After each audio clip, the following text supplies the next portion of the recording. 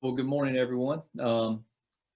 As we said earlier, I am with Lexington County School District 1. For those of y'all that are not as familiar with Lexington 1 or the Midlands, we are located in Lexington County in the Midlands of South Carolina. We have around 27,000 students and 30 schools in our district. So fairly large district by South Carolina standards. When I began my career in the district as a teacher and coach, 20 years ago, I'm sure my experiences were like, many of y'all's, when you were in school. If you walked around and were a little bit observant, it was easy to determine, where you could go catch the smokers. I mean, that the kids were going to smoke in this bathroom on this hall at this time. Well, times have changed from that. And during my career of coming from predominantly dealing with cigarettes and dip and transitioning into more of a vape environment in terms of violations, school districts have evolved with their systems for dealing with that. To tell you where we went with our tobacco policy, I really need to talk about what we did with our drug and alcohol policy. So 3 years ago, we revised how we handled drug and alcohol violations in a policy that we called Project Hope. And it was basically just a rethinking of how we deal with first-time violators of drug and alcohol policy. Now, students who do commit a drug and alcohol violation, there is a recommendation for expulsion in Lexington School District 1. And the default for students that were in possession or were using drugs or alcohol on campus or associating with them was some time at the alternative school. Students who were involved in distribution, a little bit more serious consequence. But our alternative school was becoming a default, and we didn't want that to be. So we did take time studying and looking at that and trying to see what other supports we could provide rather than just a pure, we're going to remove you from school and we're going to put you over here for a period of time. And with that, in our partnership with LRADAC, we did develop a probation type of consequence we could provide where we could get this child back in school. We would provide education through LRADAC, not just for the student with a drug and alcohol course, but for the parents also. And the students and parents went through that together. And in doing so, tried to apply more of an educative approach rather than just a strictly punitive one, and keep the child involved in things that should be good aspects and good influences in their life, like their participation in athletics or fine arts, or being able to continue on with their advanced placement courses, some of the things that they would lose if they were assigned to the alternative school. So taking that philosophy, we did retool last year our tobacco policy. We did have a revision of the policy from the school board side, but then we also looked at our consequences. And what we did was try to apply some more education opportunities for students who do commit tobacco and vaping violations. Our default historically had been suspension. If you were caught smoking or in possession of tobacco products, joined the meeting, suspended for a day. And that would continue. And so kids would keep doing it and they would keep getting suspended and nothing really changed. So what we've done now is apply more of a gradual philosophy with some education components along the way. In Lexington 1, if a student is caught in possession of with a vape or any tobacco product, they are assigned a day of in school. The information is turned over to law enforcement, and there are, if they meet the criteria for charges, a ticket is issued.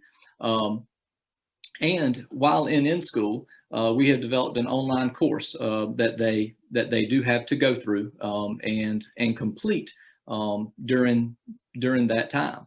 We used an educational platform called Edgenuity, which is a way we do provide virtual instruction, and we were able to take courses that we had access to and develop a 1-hour course comprised of several modules that the student had to go through, had to listen to the audio, had to interact with the video, and complete quizzes at a satisfactory level, and then ultimately pass the test at the end in order to get credit for completing their all the requirements associated with their tobacco violation.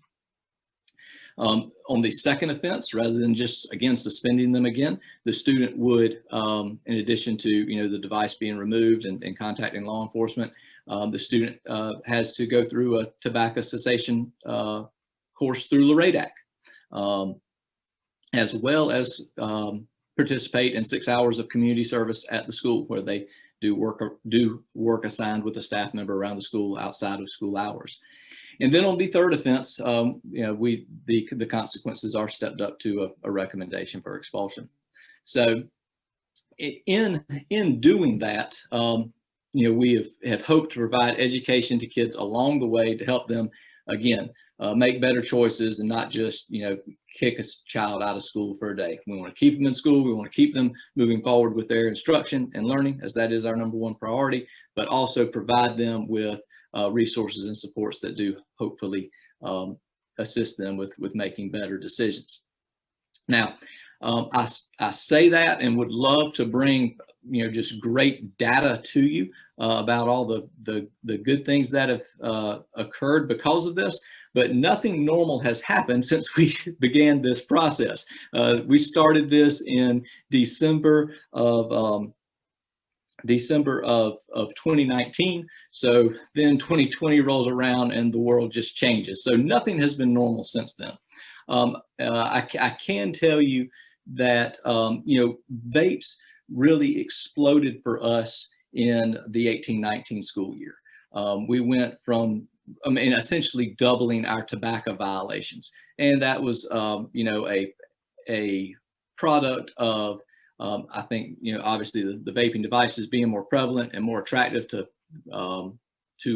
more people than perhaps just cigarettes or smokeless tobacco were. It being marketed toward younger kids and the access that they had, the ability to hide it. I think that was part of it. And then also we as school administrators were becoming more vigilant of what was going on. And so we did, we were able to, intervene in more situations. But, just for, I guess, just kind of, I think numbers sometimes tell a pretty good story that do help out. In 17-18, vapes made up about 67% of our tobacco violations. They're probably about 90% of our tobacco violations now. So you do see they are a big part of it. Now, that being said, as you prorate some of our years and some of our amount of time that students are on campus, we have decreased since that big year, since that 18-19 school year, the number of violations that we have had. And I think the consequence system and the education is a part of that. Obviously, the work of all the advocates that are out here on this screen, and the work that is done in the community is a big part of that too, in terms of getting those things out of our schools. Schools are a reflection of their community, and so that's been helpful as well. Moving forward, we are going with a different curriculum for next year. It's a course through EverFi that we're going to use that is much more vaping centered. The course that we have been using this past year was one we developed ourselves, and it contained a balance of cessation information for tobacco and for vapes. This is much more heavy on vaping than the new course, so we're looking forward to that. Anecdotal evidence that we've gotten from students, as we do informally survey them about the course is it's long, it's boring, and I did learn things that I didn't know. So I think that's, as a former school teacher, I think you've done your part if you've got them to think a little bit. So that's been a good thing as well. In Lexington 1, and I'm sure at the other schools in Lexington County, in Richland County, we do appreciate our partnership with the LRADAC and everything that they do, and we do, like all of y'all, look forward to a more normal year next year, and at the same time continuing to move forward with helping kids make better decisions and intervening at an earlier time.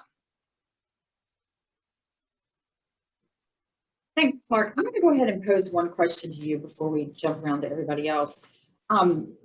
When you all realized or decided to start to shift the consequences away from punitive, was there any pushback on that, whether it was administratively or parents or anybody else? What was the process of making that change? So when we went through revising our drug and alcohol violation, we did experience a good bit of that, and we've worked hard as as kind of an overarching institution, as a system, to change our way of thinking, to not just be the hammer and treat everything as a nail. And so yes, I mean, there were some folks that needed to be brought along, but I think in the end they saw that, you know, when I suspend that kid for dipping and he's at home, you know what he's probably going to do while he's at home? He's probably going to put a dip in and do his thing. Versus, you know, being in school, I think a lot of educators, once you tie it into this, you know, keeping the child closer to instruction, that helps. And knowing that what they had to do, we had to find a program that worked well with the technology that we had, and we're one-to-one districts, our kids have devices. And so, you know, we could set parameters and we can control that course to make them go through those modules and to make them, you know, participate and achieve at a level that otherwise, if they didn't, they had to go back through it. So I think that helped when our teachers and our administrators that were on the outside of not necessarily being a part of forming this plan, but when they were presented that, them understanding the steps the children were going to have to take, and that they did have some skin in the game, even though they might not have had as hard of a punishment on the front end, that really helped the acceptance and buy-in because you know, we really put the kids to work versus, you know, just, you know, give them a day off school. And what about parent education? Is there a place for that in this anywhere? And then that takes me back to, I can't remember if it was yesterday or today. I think it was yesterday. When the kids' vapes are confiscated, are you having parents ask you to give them back? But two-part question. It does happen, and they're not returned. I mean, those devices are gone. But that's a little bit rare. I mean, a lot of parents, most parents that we deal with, and I think it's probably in all y'all's line of work too, most people are really good, and most people want the best thing, particularly for their kids. Now, every now and then there's these exceptions that make you scratch your head, but you know, for the most part, people are very supportive. Through our work, not directly with this, but again, when I talk about kind of the philosophical shift that we've gone through as a district over the last, you know, 4 years or so, we have increased like social work referrals, mental health recommendations. So there are, maybe not directly with your child did this on this day, and then there being a parent education piece, but having resources available and presented to parents when we think that there may be an issue, an underlying issue at the school that could be helpful. We are much more active with that than perhaps, you know, 5-10 years ago.